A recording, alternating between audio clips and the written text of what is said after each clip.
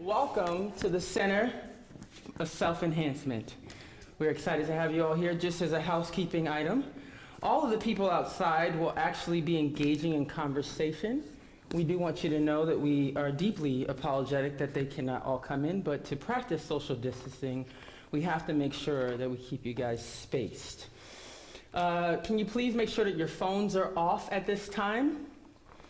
In addition to that, if you need to move around, make sure that you're moving with everyone aware that you're making a movement so that we're all comfortable during this press. All of our speakers will take 3 to 5 minutes, but we will begin by starting off with our founder and CEO of Self Enhancement, Tony Hobson Sr.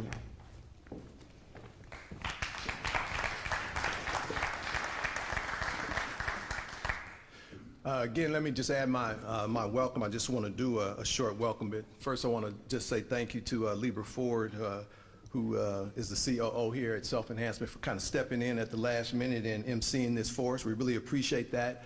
Also want to say thank you to Jamal Fox and Nike Green for all of their behind-the-scenes efforts to put this together. They put in a lot of work with some real heartfelt thinking about our community and the opportunity to speak to you today. So I want to thank them. Also want to say thank you to Mayor Wheeler, our other officials that may be here, clergy that we know are here, our community, and the media for caring enough to be here this afternoon.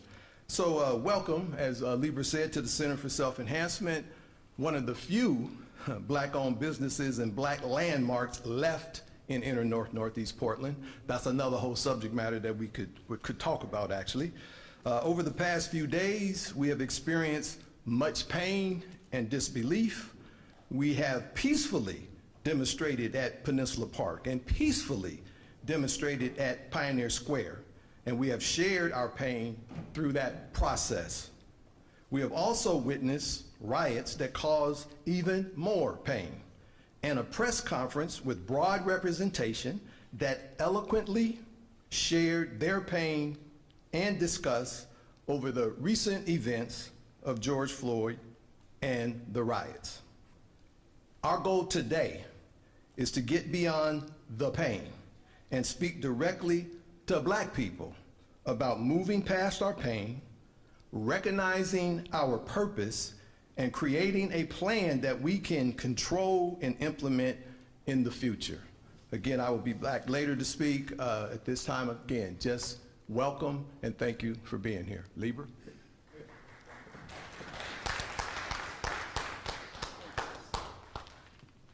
Thank you, Mr. Hobson. So like I said earlier, we have 7 speakers. They will each speak about 3 to 5 minutes. At the end of this, we will give you an opportunity to have a Q&A for our press. First, we will begin with Mayor Ted Wheeler.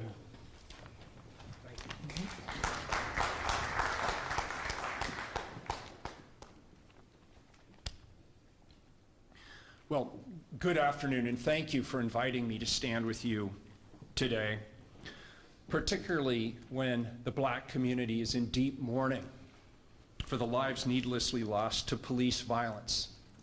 Most recently, of course, George Floyd, and for the steady and persistent reminder of this nation's continuing disregard for black lives. I don't take my presence or my participation here this afternoon lightly. It means a lot to me to be here, and I will keep my remarks brief.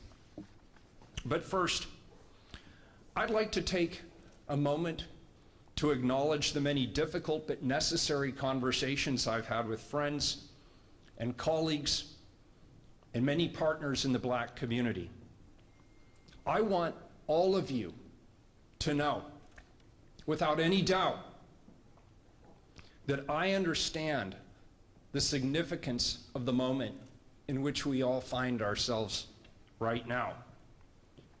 And I acknowledge that the violence and the rioting, the property destruction that we're seeing on the streets of this community and across the nation is the manifestation of a much bigger context. It's a direct response to years of systematic injustice. No, I will not condone violence. In maintaining the safety of this community, I will not support the rioting or the looting or the burning that we have seen. But I also want to acknowledge some important historical context. I know and I understand that agitation in all of its forms, and yes, even occasionally violent agitation, has historically occurred with purpose and resulted in change that has moved this nation forward. People are hurting. Our community is grieving. It didn't just happen in Minneapolis, and to assume so disrespects the lives of those black individuals who've died there and right here in our own community. As Portlanders, we recognize that we have a deep reckoning to do. Educational disparities, health disparities, housing disparities, employment disparities, even disparities in lifespan. All of these things place the black community at a worsening disadvantage. To the community, I ask for your voice, and I hear you, and I see you. I recognize the pain and the frustration that you're feeling right now.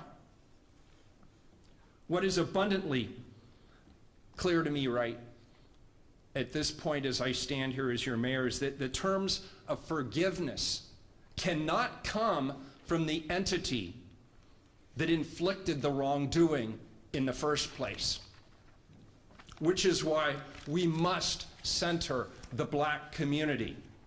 Black voices must be elevated when we're talking about impact, when we're talking about restorative justice, when we're talking about reconciliation, and when we're talking about healing.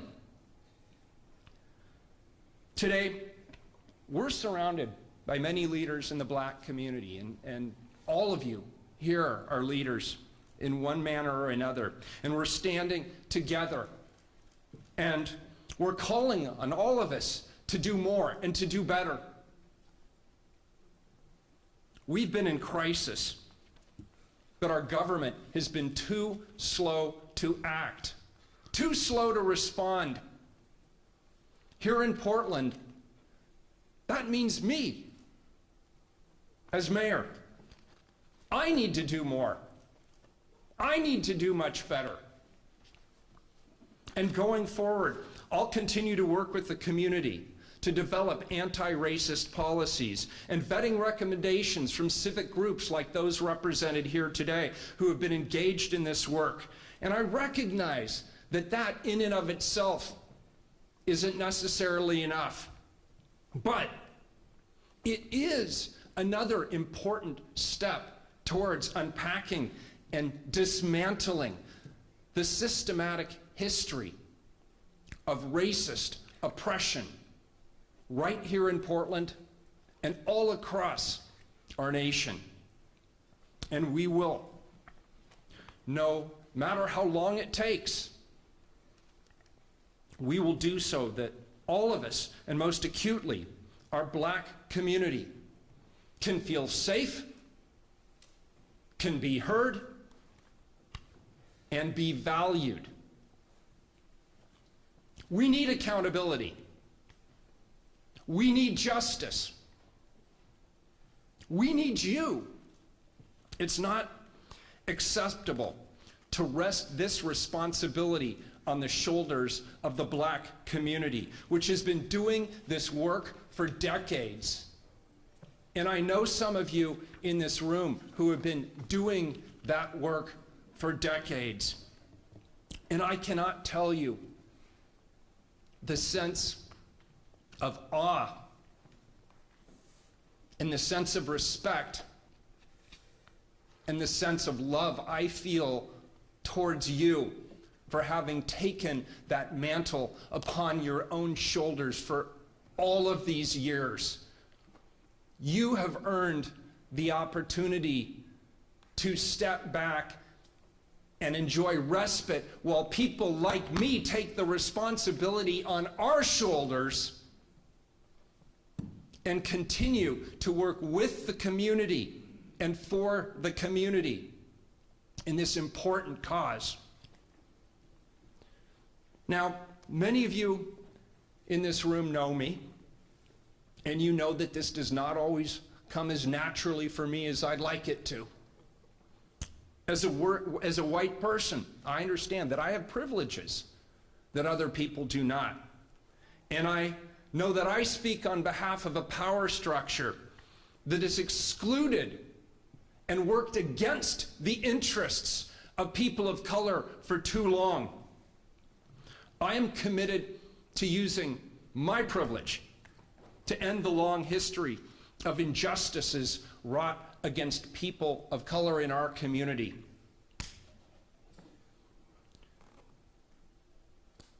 I pray for humility. I pray for strength. And I pray for the wisdom to see with clarity and to lead with purpose. And I know that standing shoulder to shoulder with you will answer those prayers and then some.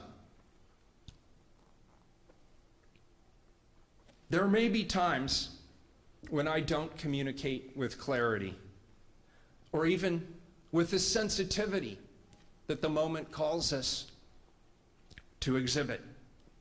For that, I want you to know that it's always my intention to understand and to articulate and to support.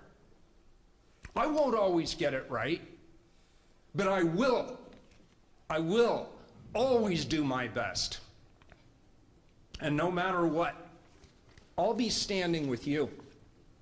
I'll be standing with you. And I want you to know that we share the same vision and the same goals towards achieving the potential of our collective humanity. Let's be clear. There is real trauma here. There is real pain here. There's a process of healing that must be engaged with clarity, with purpose, and with intentionality and results in mind. And I want you to know, I will do everything in my power, with my last breath if it's required, to lead in that healing alongside all of you. Thank you for the privilege of letting me serve in this capacity. And thank you all for being here today.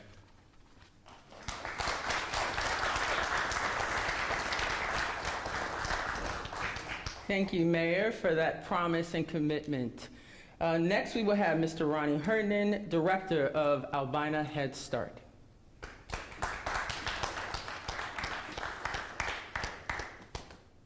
Libra, thank you very much. And Tony, thank you again for making SCI available for the community to come together so that we can talk with one another. A lot of discussion. Being back here, look around, and whoever thought we'd have a moment like this where everybody's dressed up like a bandit just to come out and see and talk to one another. Everybody's got a mask on. You can't sit next to each other. And it struck me, yes, COVID and its pandemic is wreaking havoc all across this country and certainly in our communities across this country. But COVID has an older brother, another pathogen that's been with the black community for hundreds of years. That pathogen is called racism. You can't put a mask on to protect us from racism. We can't distance far enough to protect us from racism. Our children still don't get an adequate education so that they can lead independent lives. None of the mask in the world of distancing has made a difference for them. We still, every organization represented back here, are dealing with the misery our community is going through now, getting food to people, getting diapers to people, making sure that people, I even had one family where the mama and child was sleeping on the floor. Think about that. In the year 2020, a mother and child have to sleep on the floor. And no, they're not hippies. They're not doing that out of some kind of cultural revolution. Don't have enough food. That's what we grapple with every day. So racism for us, that's the original pandemic in this country. And it cannot be escaped with some toilet, what you call the spray, Purell, doesn't get rid of it. The other spray that they got us, I don't want to use that expression, but it is so bad. A partner of mine said that when he urinates, he cleans the toilet out because of all the chemicals he's got in the system trying to keep from catching this. And let me just say this. In watching the news, it appears as if most of the folks who are tearing up downtown and other parts of the city are younger white people. That's what it appears. I'm not sure of the motivation. I never want to guess at what somebody intends to do or why they do it. But I can say this.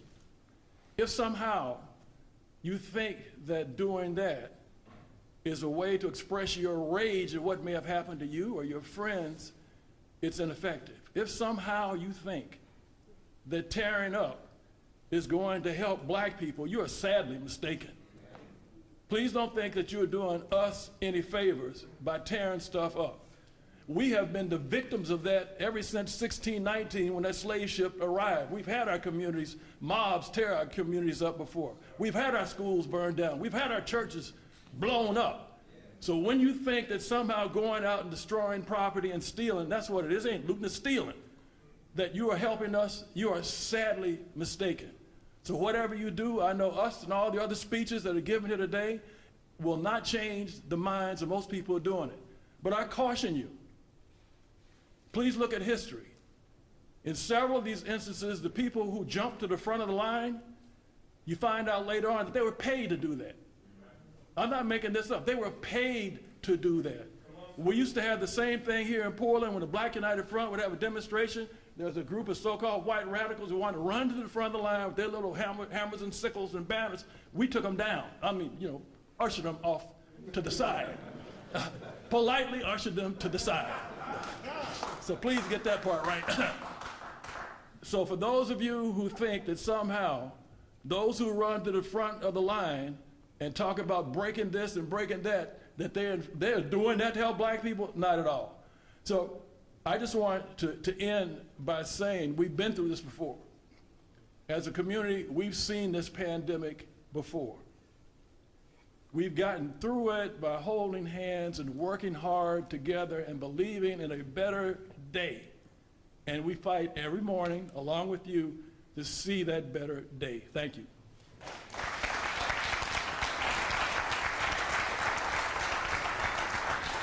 Thank you so much, Mr. Herndon, for grounding us in your words. Next, we have Ms. Kali Thorne Ladd, co-founder and executive director of Kairos PDX. Thank you. Good afternoon.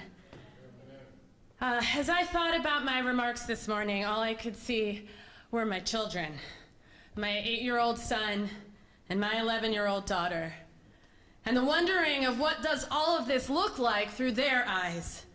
I see their beauty and innocence, their intellect and brilliance, and I wonder how and when the world will snatch that away from them. And then my head begins to spin. I'm not just a mom, I've devoted my life and career to children, and I'm always palpably aware of their presence. I know they are watching what we do and what we don't do. They are watching what we say and what we don't say. Every moment is instructive to children, and they are listening for something. And if they only hear silence, their heads are filled with noise. And this noise can be fear, it can be depression, it can be complacency, it can be grief. And while, like Brother Herndon said, I don't condone the looting or the vandalism, I know that it is a symptom and not a problem. And I know that for me, it personifies how I feel inside. And I wonder sometimes if this is an opportunity to help my children see this. That as wrong as it may be, it is a symbol of our shattering, our devastation, our internal beating every time we see a life lost like George Floyd. George Floyd called out to his mother.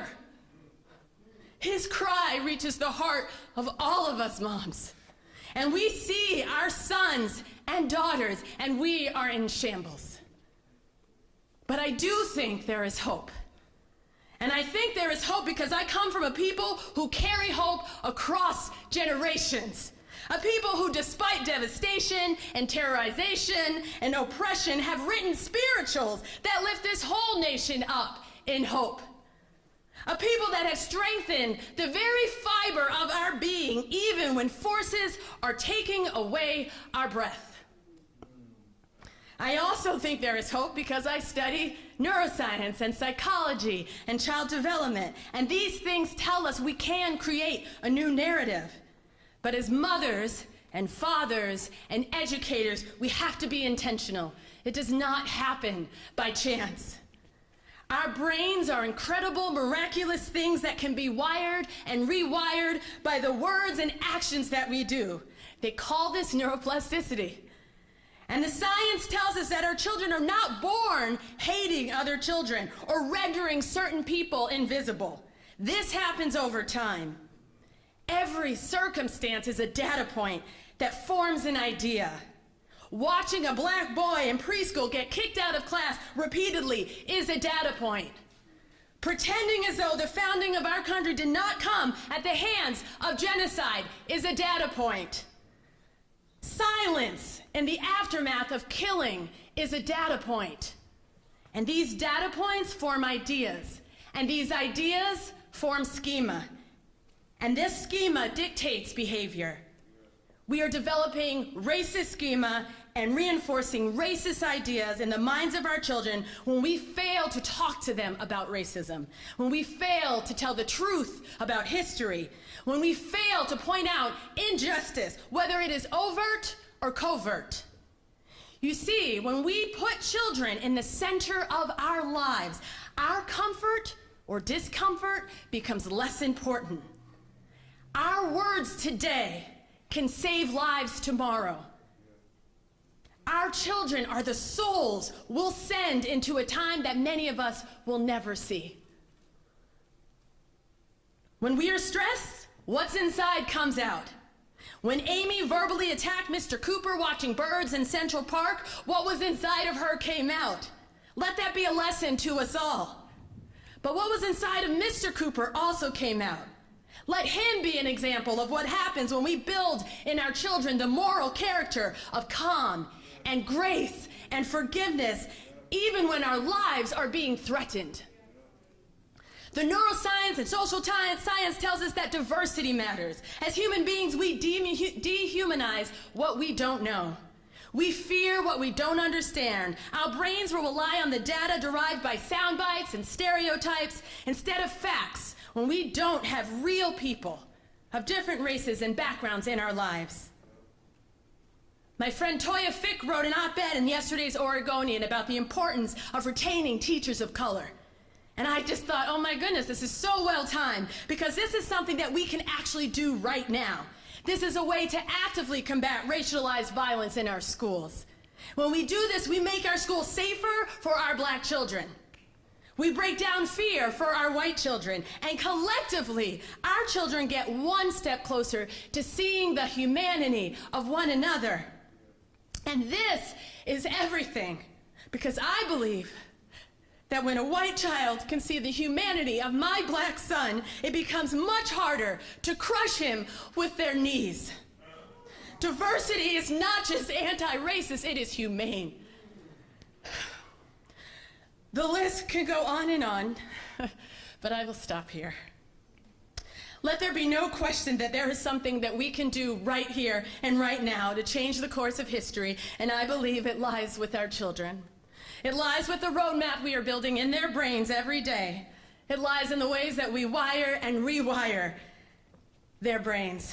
We are giving them data every single day that informs their schema with the words we use or don't, the care we give or withhold, the people they see or don't. I can't think of any greater light in this darkness than them. So let's collectively illuminate their lights, strengthen them to understand the tenuous tentacles of racism so they can dismantle them. And let's love them, especially our black children. Love them, love them, love them so they are resilient and strong in the face of oppression. Don't dismiss their pain and don't exacerbate it. Talk up to them and don't talk down to them. Collectively, let's do what it takes to build in our children a foundation that can effectively disrupt the patterns of injustice and destroy the strongholds of hatred that brings us all here today.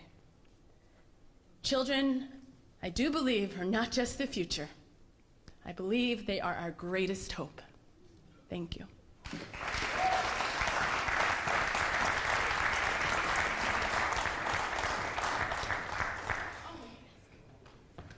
Thank you, Ms. Ladd, for, of course, reminding us, as we all partner in advocating for children, just how important it is for us to set up a stage for our youth. Next, we have Mr. Joe McFerrin, the second president and CEO of Portland OIC and Rosemary Anderson School.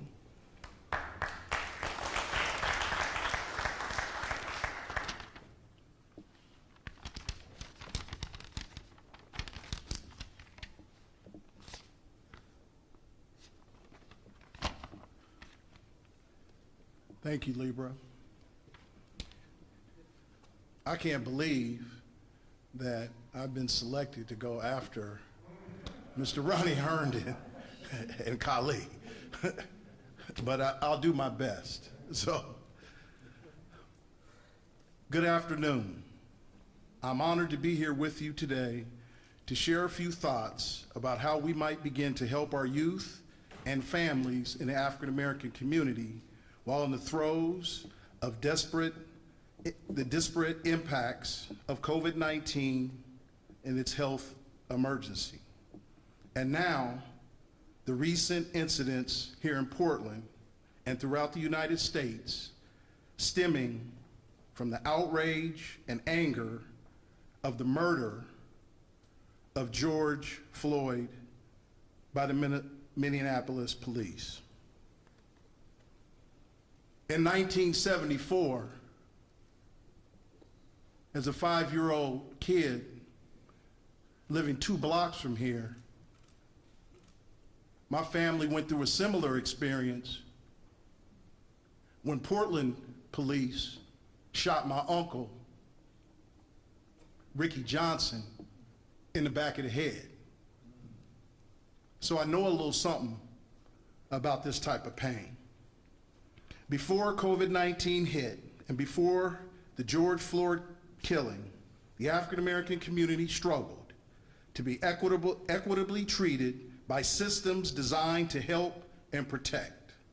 Sadly, we have not been able to break down systemic and structural barriers that have historically contributed and continue to contribute to the disparate social determinants of health and our outcomes. As a researcher from Multnomah County recently said and explained on April 30th, because they are more likely to do public-facing work, Black, Indigenous, and other people of color are contracting the virus at a higher rate. And because of the unequal access to health care and higher rates of chronic disease stemming from centuries of inequitable access to health care, jobs, homes, and lifestyle, Black, Indigenous, and other people of color are more likely to die from COVID-19. Before COVID-19, the unemployment rate for African Americans in Oregon was about 6%. Since March 15th, over 7,200 African Americans have filed for unemployment, bringing the unemployment rate to approximately 23% in our community. Before COVID-19, 13.5% of the Black community in Multnomah County were homeless, disproportionately representing 16.1% of the total population of the unsheltered. We can assume that these rates have increased dramatically since the health crisis began. Before COVID-19, 38% of African Americans lived below the poverty level. This is disproportionate, as we represent 6% of the population overall, yet represent 12% of the population living below the federal poverty line. I can only imagine what these disparities look like post-COVID-19 as job loss continues unabated. Before the killing of George Floyd by a Minneapolis police officer brought continued injustices to light, African American adults were already 4.8 times likely as white adults to have a case issued for prosecution, and were 4.6 times as likely to have a case that ends in a conviction. Despite the unsettling past and present pain of being black in Oregon, I have hope that together we can change the plight of our people by giving them a hand up.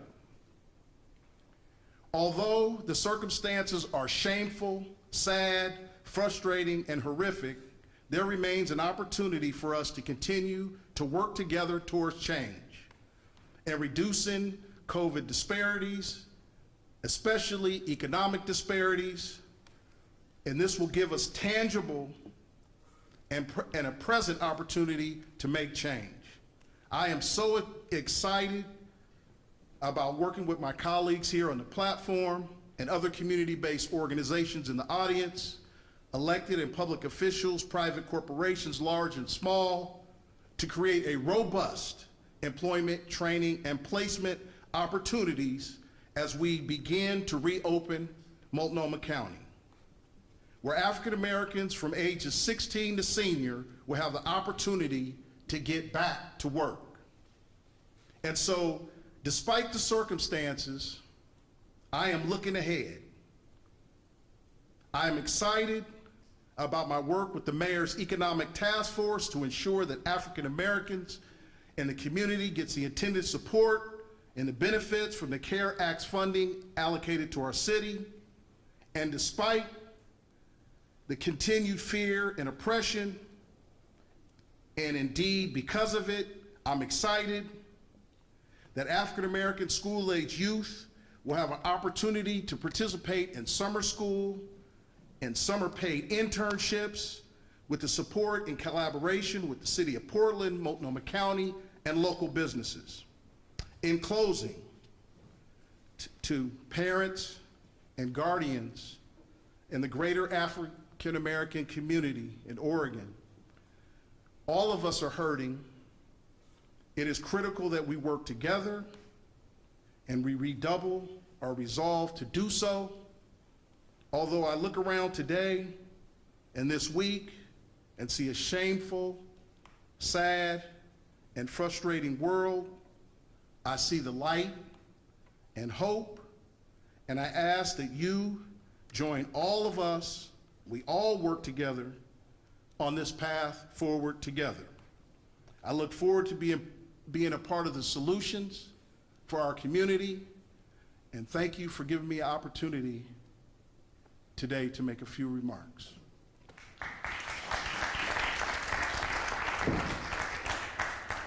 I think y'all can do better than that, considering he had to speak after these beautiful speakers. Yes, thank you, Joe, for those great words. Next, we have Ms. Forqaya Adams, co-founder and board chair of the Albina Vision Trust. Well, Joe had the misfortune of following Ronnie and Kali. I have the misfortune of following Joe's fashions, which are pretty slick. He's looking good. And those shoes, I did not make such a good choice myself. A few thoughts about the press conference that Chief Boone and Commissioner Hardesty spoke at earlier in the week. They spoke so clearly about the pain and rage that spills out from our hearts on watching the violence against our people. We've seen it so many times before, and they managed to capture what it really feels like in this collective response triggered by the murder of George Floyd. They also spoke with authority about the serious civic disorder and destruction that's taking place in our community by bad actors. Their leadership for all of Portland affords me the opportunity to speak directly to Black Portlanders today, and this is what I have to say. So much of the narrative has focused on the reaction after Mr. Floyd's murder, the protests, the property damage, what some call riots, others see as looting and arrests, and I understand why there's some focus on that to some degree. It is consequential and newsworthy. It's newsworthy and consequential for complicated reasons. I hope you come back for another press conference or we can talk about some real looting that happens with white-collar folks taking money from our recovery efforts, but that's a whole other press conference that we'll talk about later. It will take us years, decades, maybe even lifetimes to unpack what has happened here. But we cannot wait for the clarity of tomorrow to take care of each other today. And today, what doesn't sit well with me, what's not sitting well in my heart, is that in the face of staggering, persistent, and inhumane justice, the focus of the public story has been diverted to miscreants and disorder. So this I ask of you, Black Portlanders, let's see this differently. Let's speak of it differently. Because broken windows may be factual, but they are not the whole truth. Yeah. Likewise, expressions of rage and pain, they may be visible, but they are not our whole truth. More than expressions of rage, what has happened since Mr. Floyd's murder is a deep expression of love, a love that transcends state boundaries, a love that goes far beyond familial name. We cry out because we have the courage to open our eyes and our hearts to listen to George Floyd's call for his mother as he was suffocated on a public street in broad daylight. Loving that hard takes courage. His voice is the voice of any of us. It is the voice of all of us. We marched to heal the 9-year-old girl who was a bystander. Her name was Judea Reynolds. She was visiting Minneapolis from Cleveland with her family. She was standing nearby. Loving Judea and healing that terrible experience for her requires that we love each other hard. Her memory is the memory of any of us. It is Joe's memory. It is my memory. It is the memory of all of us. We press on together and march in the streets in cities around the country with steely resolve to tell that young woman, Darnella Frazier, the 17-year-old girl who captured the murder on her cell phone, to tell her that we love her. Loving that hard takes endurance. Hers is the memory and the testimony of any of us. It is the testimony of all of us. So if they ask me what the hell is going on in the streets of Portland, I will not say a broken window, even if it were destroyed by an anarchist, because that is merely a fact. It is not the truth. The truth is that George Floyd's murder and its response on a global scale is an expression of love the likes of which we have never seen. I am in awe of these young people putting their lives and bodies at risk to express something that is important for our collective humanity. So to the Black people, the young Black folks in the street, I say, we know you were the generation born into this recorded and broadcasted violence against our people. You were nursed with the news of Trayvon Martin. You came into adulthood with Ahmaud Arbery and Breonna Taylor. And it's not just a national story. You saw it happen here with Quanice Hayes and Terrell Johnson and Aaron Campbell and many, many others. And as I see it, it is almost inconceivable that you have taken our hate and our violence and our failure and our indifference and somehow magically turned it into collective action and love. So in these dark times, young people, when it is so hard for many of us to see the truth, your ability to demand an end to this horrible violence and then transform all of this bad into strength and love has taught us that we do not need to seek the light. We are the light. March toward justice, young people, and the rest of us will follow. Thank you.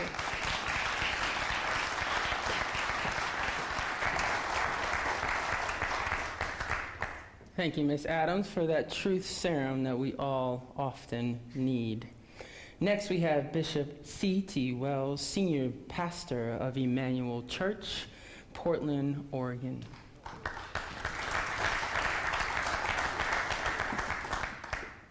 Thank you, Libra, and to His Honor the Mayor, to our brother Tony for his hospitality, and to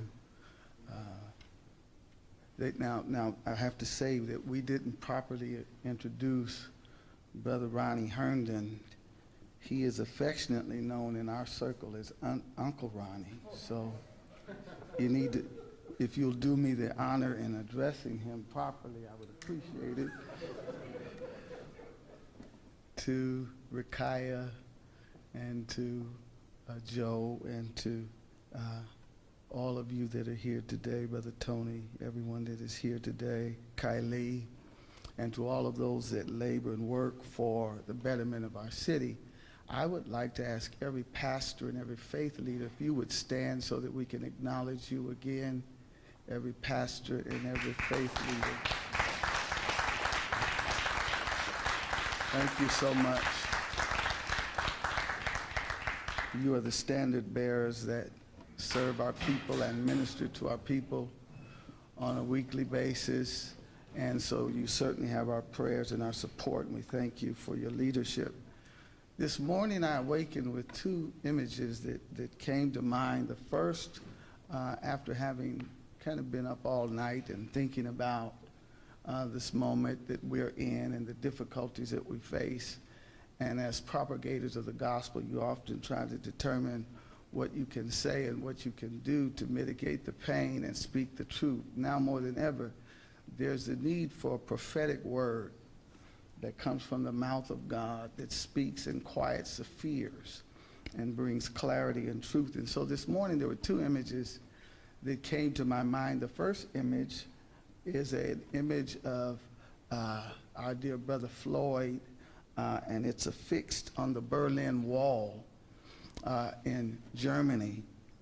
And then the second image is I saw a report that came out, and they were interviewing some people in Great Britain about this situation. Little did I know to what degree his death and the tragedy associated with his death and the images associated with his death has impacted the world. Just as if this pandemic has impacted the world, so too has his death and the images associated with that. The second image that I saw was the image of his brother. And he's lamenting, and he's weeping, and he's crying. And he says these words, and they just resonate in my ear in such a profound way. He says, "I don't understand." And as I thought about that, and I thought about seeing his brother near death with a knee on his neck, just literally suffocating the life out of him, I asked the question, how can you be so close to an individual and in such a protracted way see life leaving them and it doesn't touch you? How can you do this? Where does that come from? And I heard this, I'm not in church, so I don't want to over-spiritualize this, but I heard the loss of a heart. The heart is an interesting thing. life teaches us certain things. It brings certain realities to us. Early on, we learned you don't touch a hot stove because the pain attached to that, you experience it, and so it teaches you certain things. There's certain things that we learn when we experience or when we run across someone who's experienced pain because we have experienced pain. But when you take a person whose assignment is to protect and to serve, what I fear that happens often is in this effort to serve, the heart becomes callousized, and so you lose the sense to feel, the inability to feel what other people feel. Now I'm just in a devotional moment here just for a moment, but one of the things that as we look at the pain, as we look at the purpose, and we look at the plan, one of the things that we want to discuss is what does it mean to feel when someone else is experiencing pain? What does it feel when you drive by and you see a person that's in a broken situation? And so one of the things that I pray for in this moment is that we would return and really cultivate a heart of flesh. The ability to feel what other people feel. I know we say that there are circumstances that may or may not be beyond our control, but what we certainly can do, we certainly can feel what other people feel and do something about it. If I had a church, I'd ask for an amen right there. So what I sense in this moment is that we want to return to a place of feeling. Return to a place where we have empathy for people that are hurting. I don't understand how a man just close to a body like this could do what was done, but we saw it done.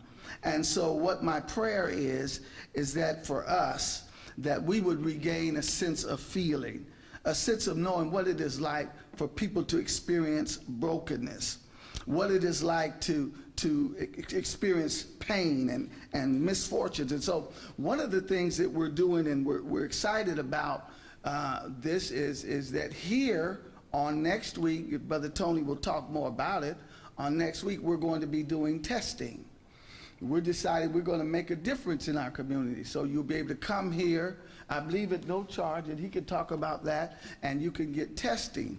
As well as at Emmanuel Church, the same day on the 6th of June at 12 noon, if there's someone that doesn't have food, we'd like to be able to offer them something to help them get along, to meet with the difficulties that flow and that they have. I'm recognizing that my transition, as I look at ministry, it's no longer about worshiping within the walls of the church, but how can I take the ministry of the church and the resources of the church and touch people? And so I'd like to offer two thoughts in the scriptures as I prepare to close. One is found in Isaiah chapter 10. And in Isaiah chapter 10, he speaks to the pain of brokenness. And he talks about the yoke that shall be destroyed because of the anointing. Can I suggest to you, as a propagator of the gospel and as a preacher of the gospel of Jesus Christ, that certain things are only going to change when the church makes the decision that we've got to get back to our knees and to pray. Yes, we're going to need to implement strategies and systems, but the church must be praying while we implement strategies, while we pray for our leaders. There is the anointing that the scripture says, it breaks the yoke. Now that word yoke in the Greek, in the Hebrew rather, that word is symbolic of religious and political and economic oppression. That yoke was around the neck. Isn't that interesting that the attack on our dear brother came around the neck? The artery was attacked, and so his life was snuffed out, all in close proximity to him. So the text says that the yoke shall be destroyed because of the anointing. Yes, we're going to march. Yes, we're going to strategize, but there's a group of us that's going to pray. I wish I had a church in here. There's a group of us that are going to seek the face of God. And then the last text as I close is in the 58th chapter of Isaiah also. And he talks about the repairer of the breach. He talks about raising up a foundation of many generations and showing them the path to dwell. When I think of the foundation of this building, when I raise the foundation of this building, everybody in this building rises. Yeah, it's not just an individual here or an individual there, but the entire foundation of this place, when it rises, everybody that rests on this foundation rises. So my prayer for us is that God would give us, put super in our natural, to reveal to us what we need to do in this hour. We need a word from the Lord, because the demonic force that we're dealing with, racism, bias, bigotry, that is an old demon. Yeah, that demon has been around for centuries. And we wrestle not against flesh and blood, but against principalities and powers and the rulers of the darkness of this world, against spiritual wickedness in high places. So I pray that as we come to the close and we contemplate what our next steps are, let's ask God to give us a heart of flesh so that we feel what others feel. Can I offer a moment of prayer? Father, I thank you for your grace and mercy. I thank you for this moment that you've given us. May we come out of this better than we went in Jesus' name.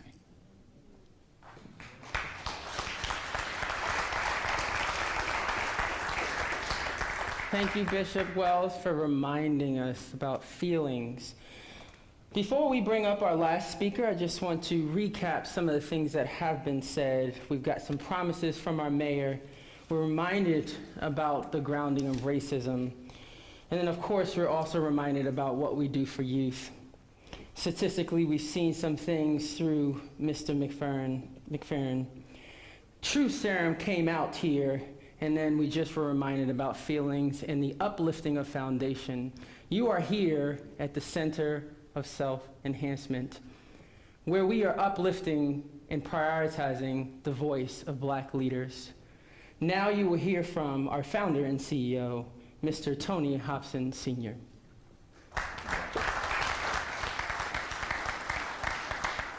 So again, thank you, Ms. Libra. I mean, we have heard a lot of good word, so I'm going to be short as we bring this to a close.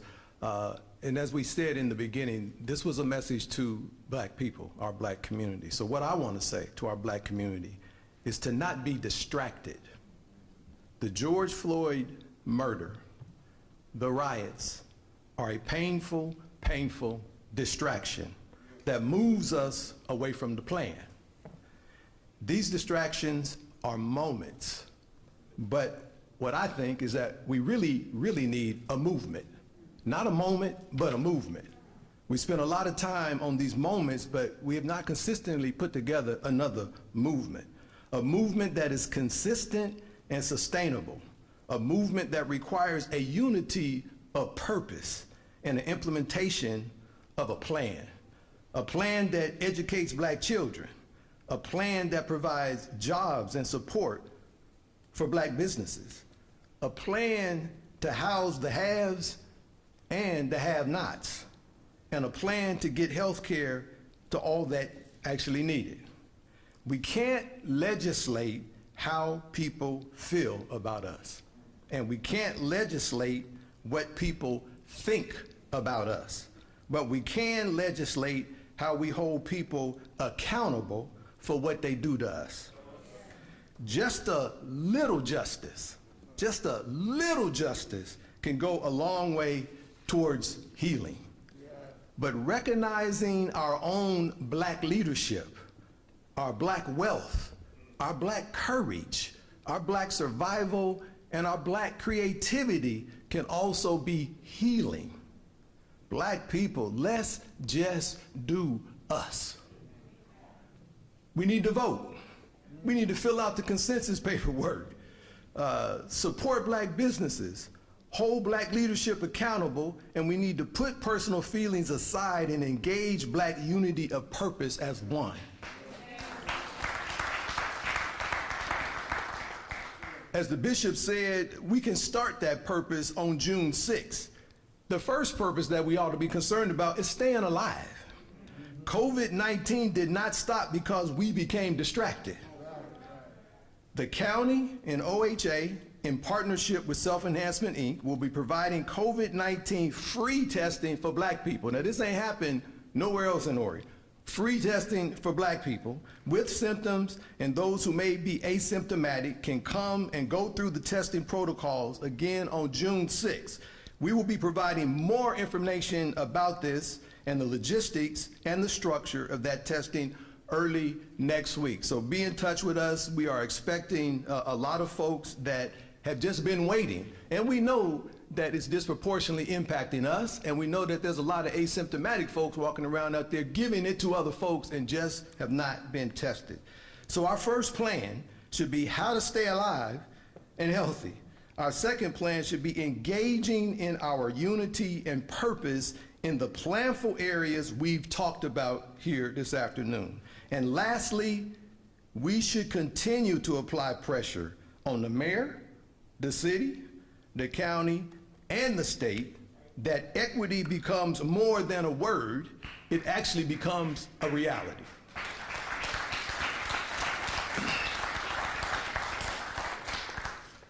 I'm going to turn it back over to Ms. Lieber, and I think we're going to entertain a few questions. One more round of applause for these excellent speakers. Thank you all.